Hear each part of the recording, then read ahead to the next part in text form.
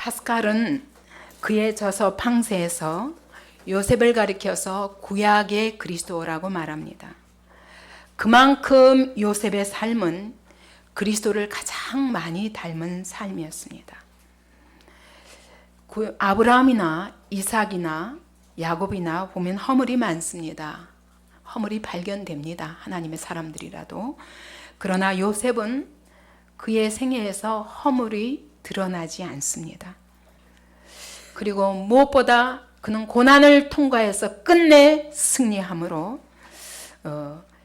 하나님의 나라를 세우는 일에 귀하게 쓰임받았습니다. 형제들은 그를 죽이려 했지만 그는 형제들을 구원했고 하나님의 나라를 세우고 수많은 사람들을 구원하는 일에 쓰임받았습니다. 이런 면에서 그는 그리스도를 닮은 사람이 분명합니다. 요셉의 별명을 보면 꿈꾸는 자라고 말합니다. 왜냐하면 요셉은 하나님이 어느 날 그에게 꿈을 주셨고 그 꿈이 이루어지는 과정에서 하나님이 어떻게 일하셨으며 그 꿈이 이루어지는 과정에서 요셉은 어떻게 믿음으로 하나님의 꿈을, 그 약속을 끝까지 붙들었으며 결국은 그 인생을 통해서 하나님의 꿈이 실현되는가라는 이야기이기 때문에 그의 생애에 있어서 가장 중요한 것은 하나님의 꿈이었습니다.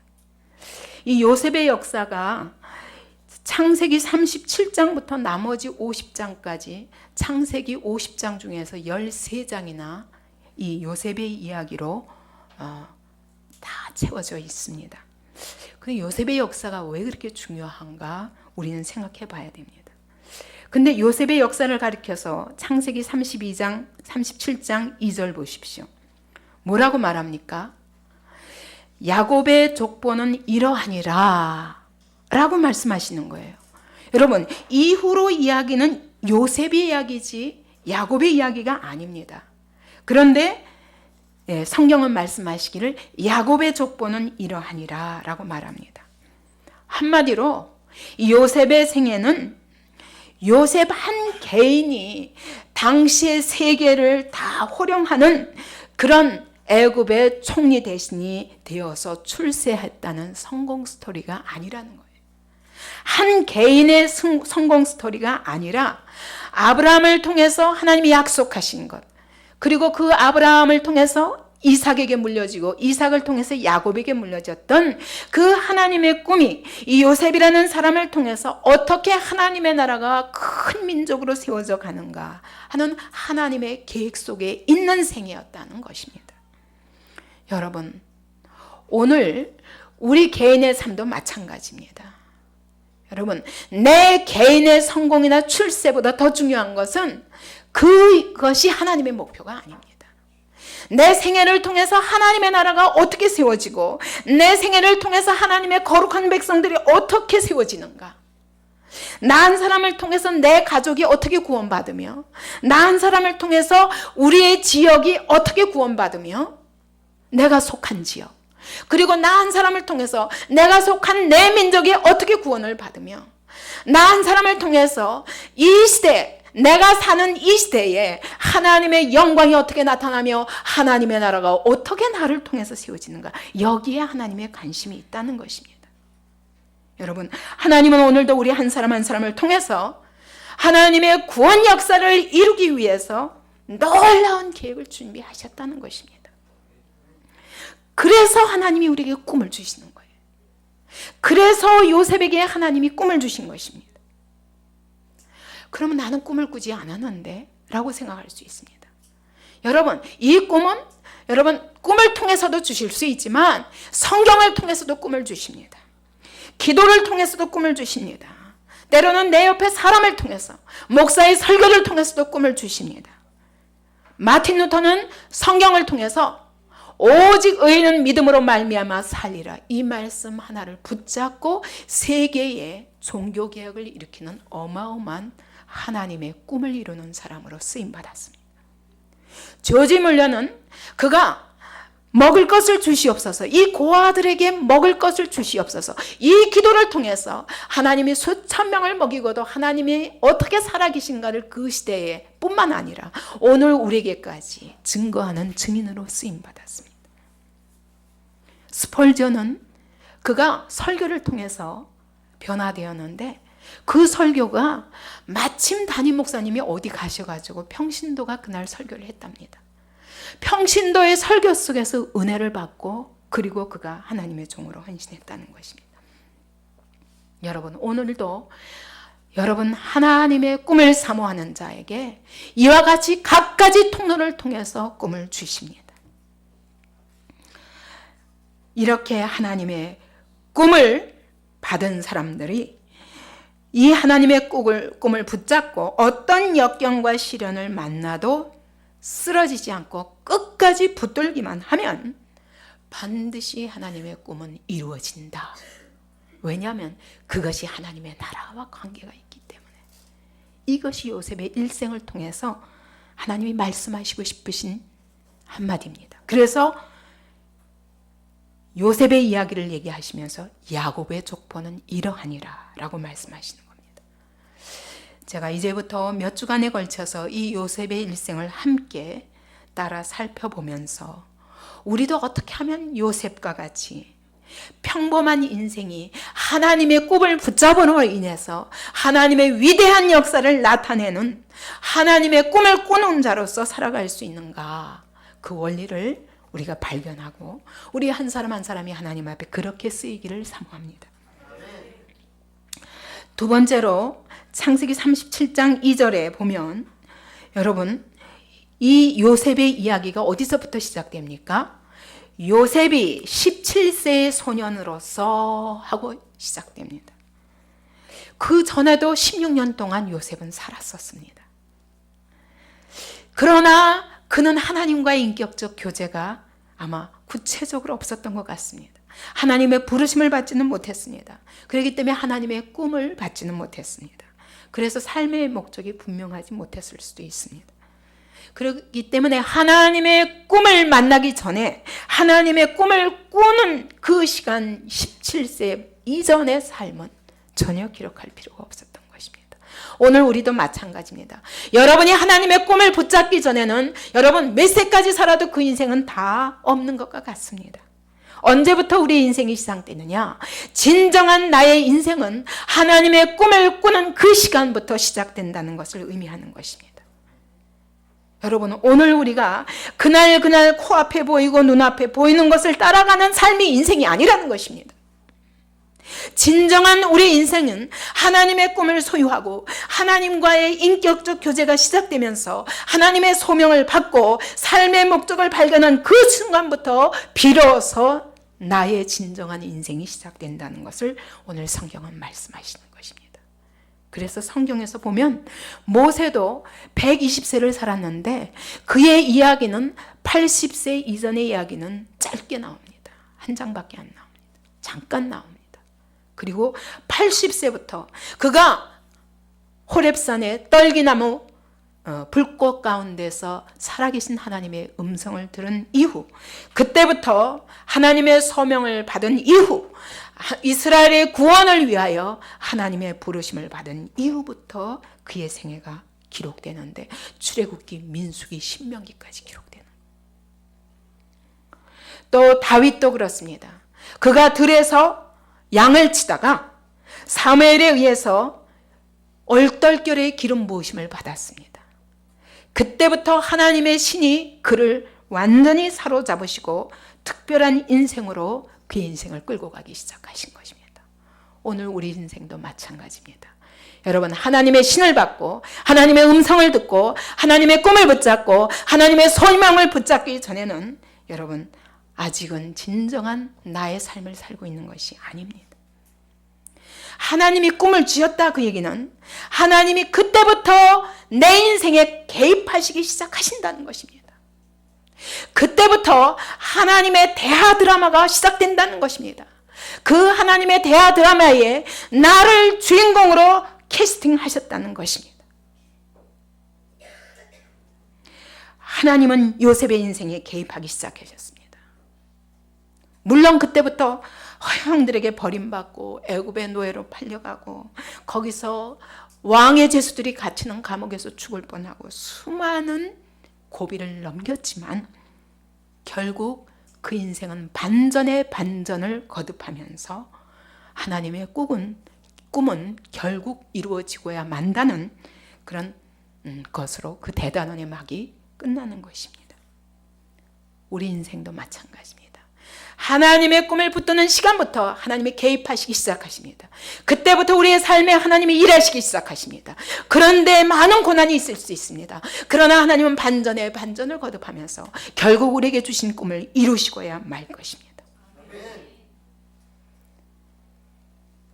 우리에게는 이상한 선입견이 있습니다. 영웅은 태어날 때부터 아주 극적으로 비범하게 태어난다는 것입니다.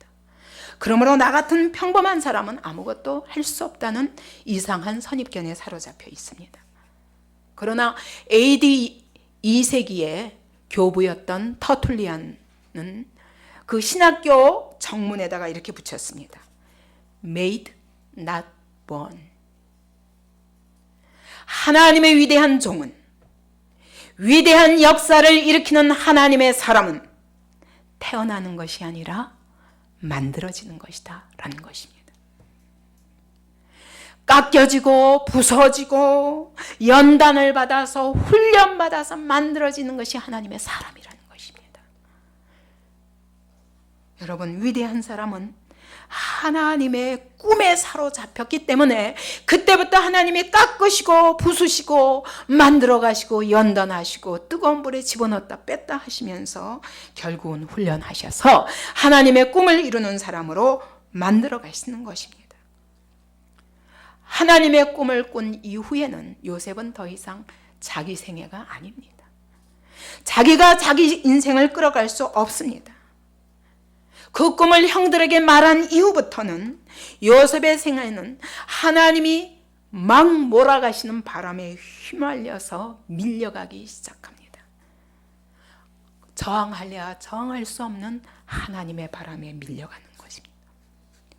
그러므로 세 번째로 하나님의 꿈은 반드시 고난과 시련을 통해서 열매 맺는다는 사실을 우리는 확신해야 됩니다. 요셉이 꿈에 붙들리자마자 고난이 시작됐습니다. 여러분, 하나님의 꿈에 붙들리기 시작합니까? 그때부터 고난이 시작됩니다. 그러나 그 고난은 하나님이 몰아가시는 하나님의 바람입니다. 여러분, 돛담배가 바람이 없이 힘차게 나갈 수 있습니까? 없습니다. 꿈 때문에 노예가 되었습니다. 애굽의 노예로 팔려갔습니다. 꿈 때문에 형들의 미움을 받았고 죽음의 위협을 건넜습니다. 꿈 때문에 억울한 13년의 세월을 노예로, 죄수로 캄캄한 감옥 속에서 살게 됩니다.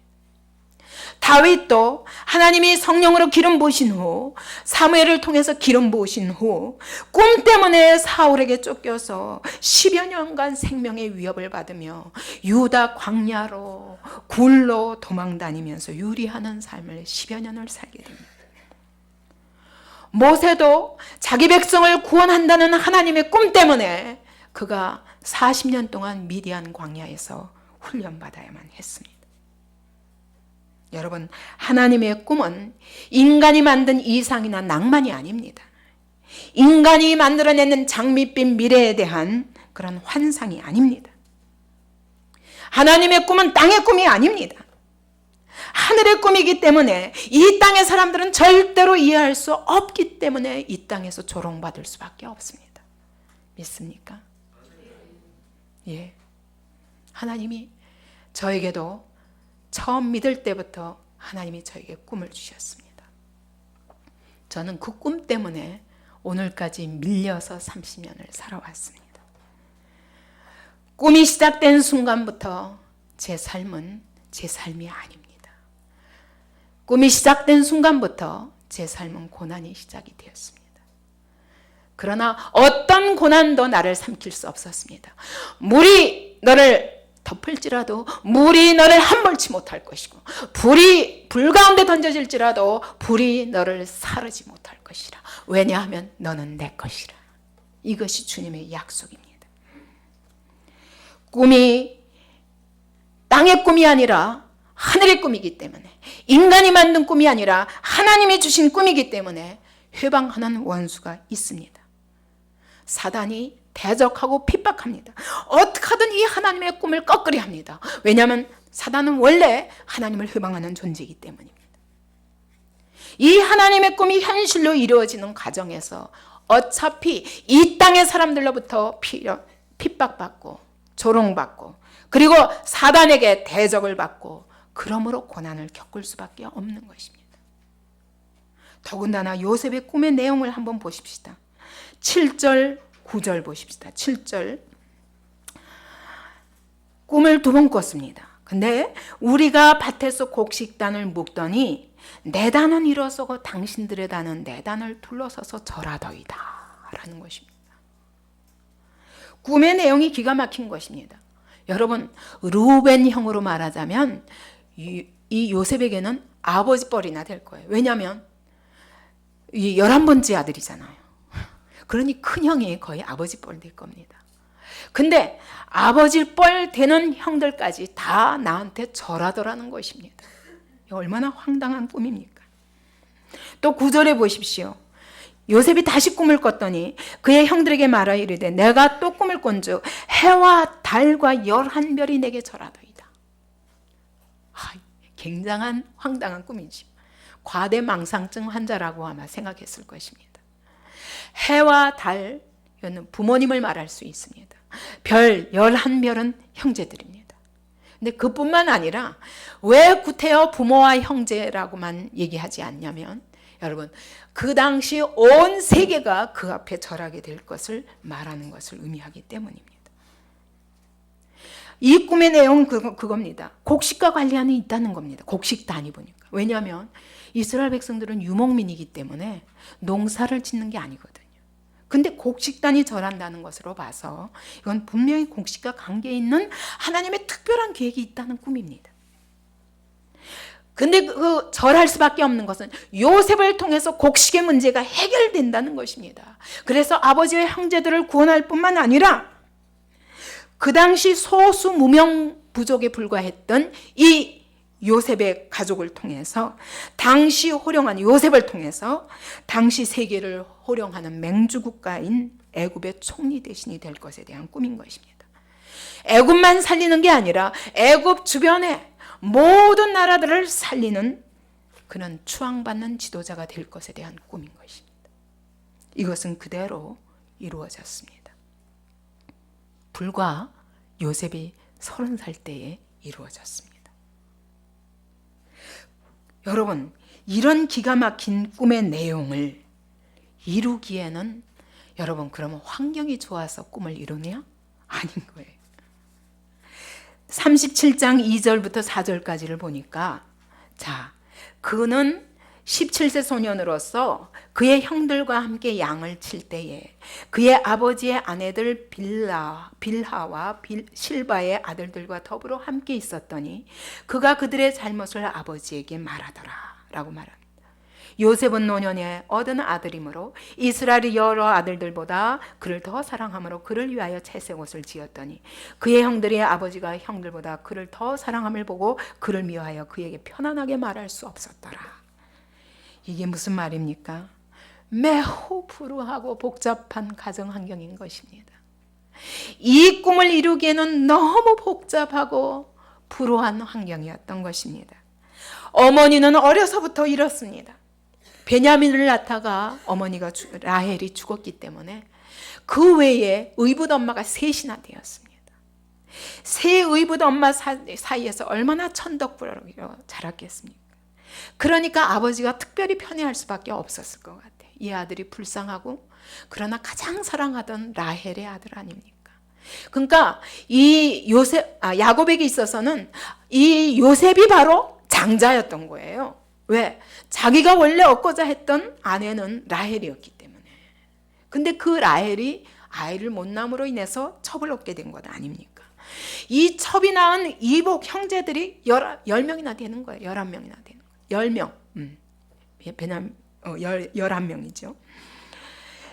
이복 형제들 사이에서 얼마나 갈등이 많았겠습니까? 그런데다가 아버지에게 있어서는 장자가 요셉이에요.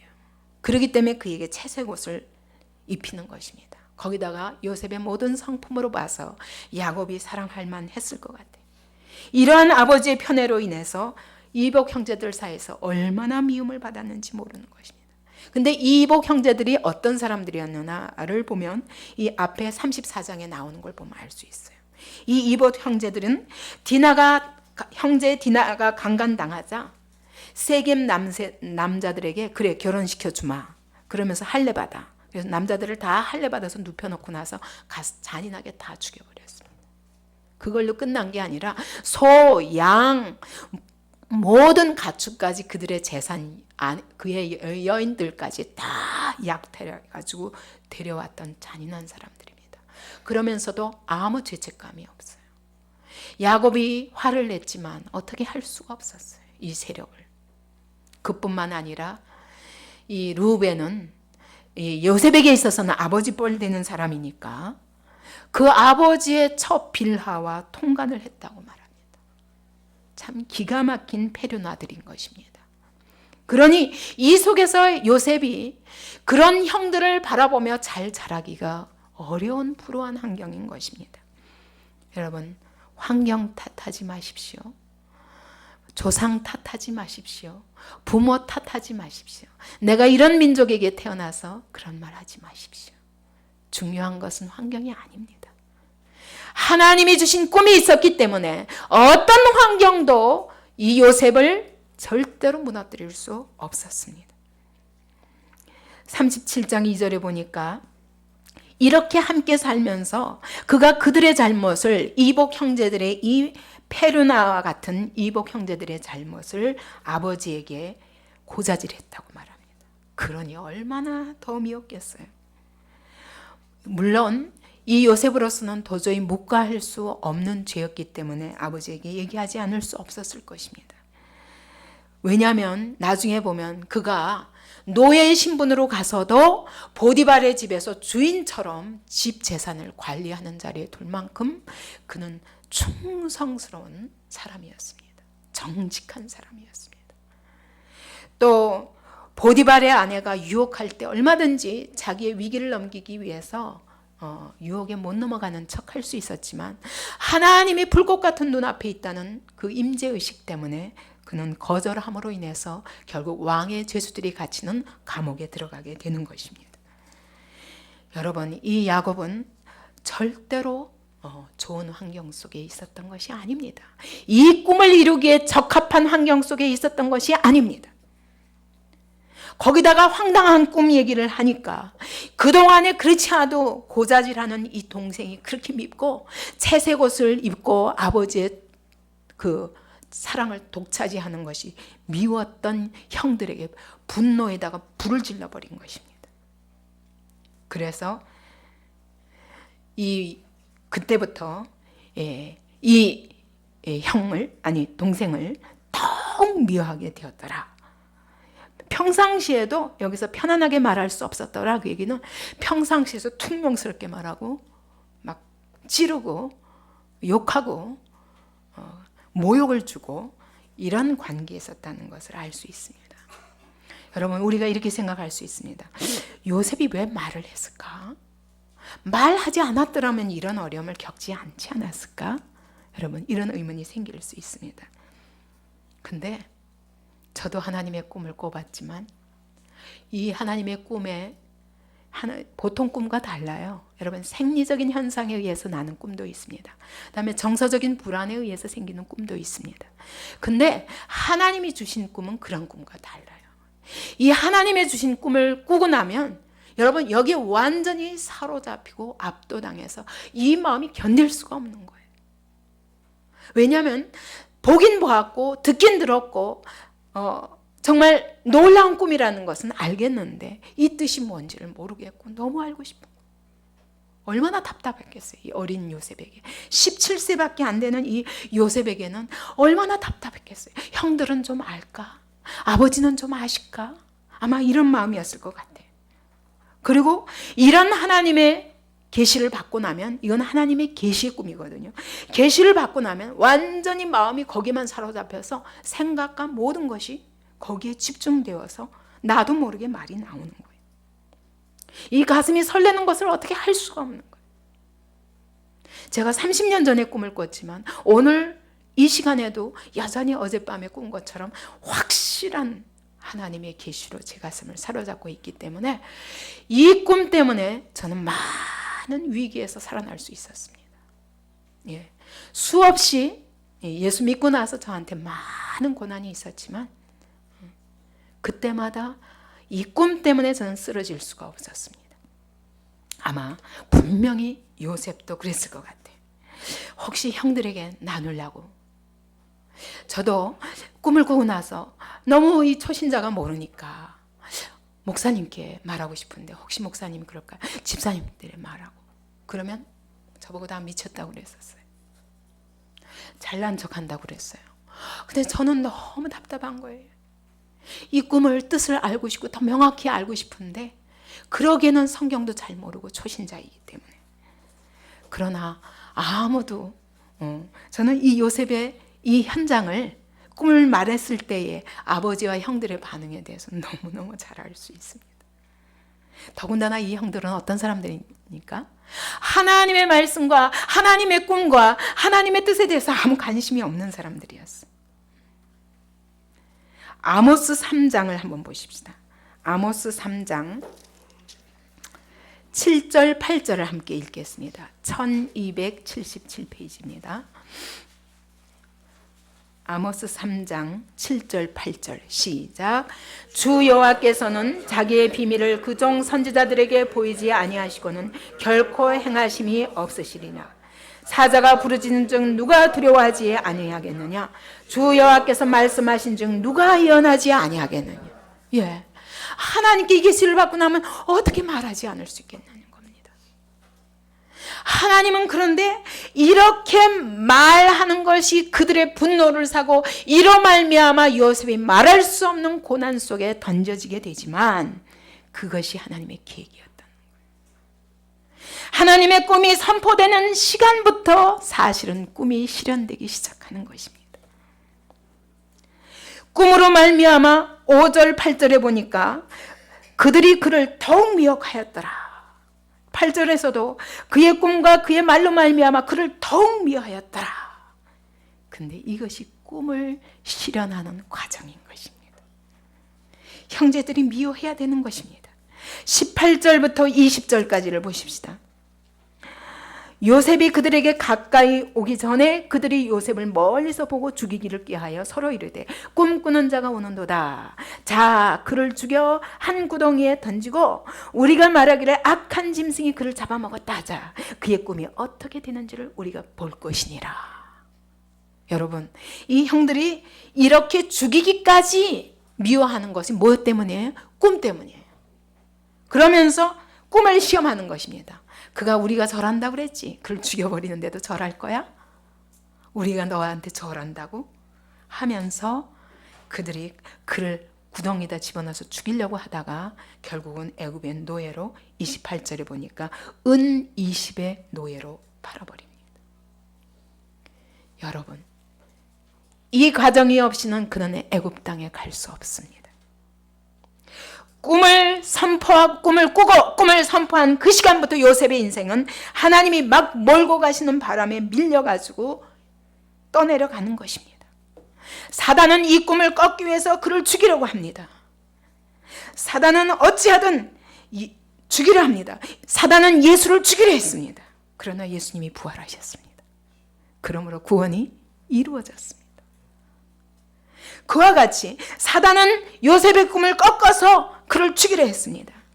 그러나 하나님의 꿈이 실현되는 그 장소로 옮겨지는 과정인 것입니다. 하나님은 악도 선용하사 그의 뜻을 이루시는 하나님이십니다. 꿈에 붙들리는 순간부터 꿈에 이끌려서 고난의 풀무에 던져집니다. 그러나 거기가 바로 하나님이 일하시는 장소입니다. 믿습니까? 여러분, 오늘 여러분 혹시 하나님의 꿈을 붙잡고 가는데 그 과정에 고난과 역경 때문에 괴로워하십니까? 여러분, 그 고난과 그 역경은 하나님의 꿈을 성취하는 재료에 불과합니다. 그러므로 네 번째로 하나님의 꿈을 꾸는 자에게는 시련은 있지만 실패는 없습니다. 꿈 때문에 형제들의 미움을 받았고 꿈 때문에 그들의 미움이 분노로 폭발해서 그를 죽이려고 하다가 노예로 팔았지만 바로 꿈 때문에 바로의 꿈을 해석하고 술관한장의 꿈을 해석하다가 그가 왕의 제수의 감옥에서 끝내는 애굽의 총리 대신으로 어마어마한 영광의 자리에 옮기게 되는 것입니다. 꿈 때문에. 꿈 꾸었을 때 그가 얼마나 답답했겠습니까? 이것이 무슨 의미인지 구체적으로 알 수 없었습니다. 근데 그에게 딱 한 가지 있었습니다. 하나님이 나를 사랑하신다. 하나님이 나를 위하여 놀라운 계획을 준비하고 계시다. 내가 어떤 자리에 놓일지라도 하나님은 그 꿈을 반드시 나와 함께 하시며 이루어 가실 것이다. 이걸 그는 믿었습니다. 그렇기 때문에 39장 보십시오. 39장 2절부터 5절까지 보니까 여호와께서 요셉과 함께 하심으로 그가 형통한 자가 되어서 보디발의 집에 팔려가서도 그의 주인이 여호와께서 그와 함께 하심을 보디발이 보았다고 그랬어요. 또 여호와께서 그의 범사에 형통하게 하심을 보았다고 그랬어요. 남의 눈에도 보이더라는 것입니다. 그래서 그의 주인에게 은혜를 입어 섬기는데 그가 요셉에게 자기 집과 그의 모든 소유물을 주관하게 한 때부터 여호와께서 요셉을 위해서 그 애굽 사람의 집에 복을 내리심으로 여호와의 복이 그의 집과 밭에 있는 모든 소유에 미친지라. 요셉이 가는 곳곳마다 하나님의 복이 임하는 것입니다. 왜? 하나님이 함께 하심으로. 여러분 얼마나 행복했겠어요. 노예 신분 그에게는 문제가 아니에요. 왕의 제수의 감옥에 들어가던 문제가 아니에요. 왜? 거기에도 하나님이 함께 계심을 믿었기 때문에. 어떻게 믿었어요? 하나님이 주신 꿈이 있잖아요. 이 모든 과정이 그 꿈을 향하여 가는 길목이다. 그는 믿은 것입니다. 그래서 그는 꿈 때문에 망하는 자리까지 가서도 그 꿈을 끝까지 놓지 않았습니다. 이것이 바로 믿음의 위대성인 것입니다. 웬만한 사람 같으면 하나님이 나를 버리셨나 봐. 아니 꿈 주시더니 꿈은 무슨 꿈이야. 개꿈이었나 보다. 아마 이랬을 거예요. 그러나 요셉은 절대로 낙심할 수 없습니다. 절대로 절망할 수 없습니다. 그 꿈을 기억했습니다. 그 꿈을 붙잡았습니다. 그 꿈을 계속 기다렸습니다. 끝까지 붙잡았습니다. 언제까지 붙잡았는가 한번 보실까요? 42장 보십시다. 42장 9절. 요셉이 그들에게 대하여 꾼 꿈을 생각하고 그들에게 이르되 너희는 정탐꾼들이라 이 나라의 틈을 엿보려고 왔느니라. 형들이 드디어 와서 그 앞에 절하는 것입니다. 그때 요셉이 뭘 생각했습니까? 꿈을 생각했어요. 그 꿈이 이루어지는 그 시간까지 그는 꿈을 붙잡았던 것입니다. 이것이 바로 요셉의 승리의 비결입니다. 그래서 히브리서 12장 2절 3절 한번 보십시다. 히브리서 12장 2절 3절. 오늘 우리 모두에게 주시는 말씀입니다. 시작. 믿음의 주여 또 온전케 하게 하시는 이인 예수를 바라보자. 그는 그 앞에 있는 기쁨을 위하여 십자가를 참으사 부끄러움을 개의치 아니하시더니 하나님 보좌 우편에 앉으셨느니라. 너희가 피곤하여 낙심하지 않기 위하여 죄인들이 이같이 자기에게 거역한 일을 참으신 일을 생각하라. 여러분 억울하십니까? 참으시기 바랍니다. 믿음의 주여 온전케 하시는 이가 그 꿈을 이루어 가시고 있는 가정입니다. 피곤하십니까? 낙심하지 마십시오.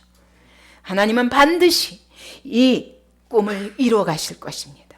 예수님께서는 그 앞에 있는 기쁨, 우리 모든 죄인들의 구원이 그의 기쁨이었습니다. 그렇기 때문에 십자가를 끝까지 참으셨습니다. 그랬더니 결국 영광의 보좌에 앉으셨다는 것입니다. 여러분, 구체적으로 우리의 고난이 왜 당해야 되는지 이해할 수 없지만 이 고난 속에 하나님의 계획이 있고 이 고난이 바로 하나님의 꿈으로 나를 인도하시는 길목임을 믿으시기 바랍니다. 이 꿈 하나 붙잡고 그는 밑바닥까지 내려가, 인생의 밑바닥까지 내려갔습니다. 바울도 그랬습니다. 형제들아, 우리가 아시아에서 당한 환난을 너희가 모르기를 원치 아니하노라. 얼마나 힘에 겸없도록 심한 고난을 당했는지, 살 소망이 끊어지고, 그리고 우리 자신이 사형 선고를 받았구나 라고 생각했다. 그러나 나중에 보니까 우리로 자기를 의지하지 말고 오직 죽은 자를 다시 살리시는 하나님만 의뢰하게 하려 함이라. 이후에 이 고난을 다 통과한 후에 바울은 날마다 나는 죽노라 그랬어요. 왜? 내가 죽을 때 그리스도께서 부활의 능력으로 나와 함께 하시기 때문에. 그래서 내가 그리스도를 위하여 약한 것들과 능력과 궁핍과 박해와 고난을 기뻐한다 그랬어요. 왜? 내가 약할 그때에 주께서 강하시기 때문에. 나는 약해지고 주님이 강하시기를 원하십니다. 이것이 우리가 시련과 고난을 통과해야 할 이유인 것입니다. 인생의 밑바닥까지 이 하나님의 약속의 말씀을 붙잡고 내려가 보지 않은 사람은 절대로 부활의 영광을 목격할 수 없습니다. 제자들이 그랬습니다. 주님은 십자가의 길을 가고 있는데 주님이시여, 주의 나라가 임하실 때 저를 좌편에 우편에 앉게 하여 주옵소서. 예수님이 말씀하셨습니다.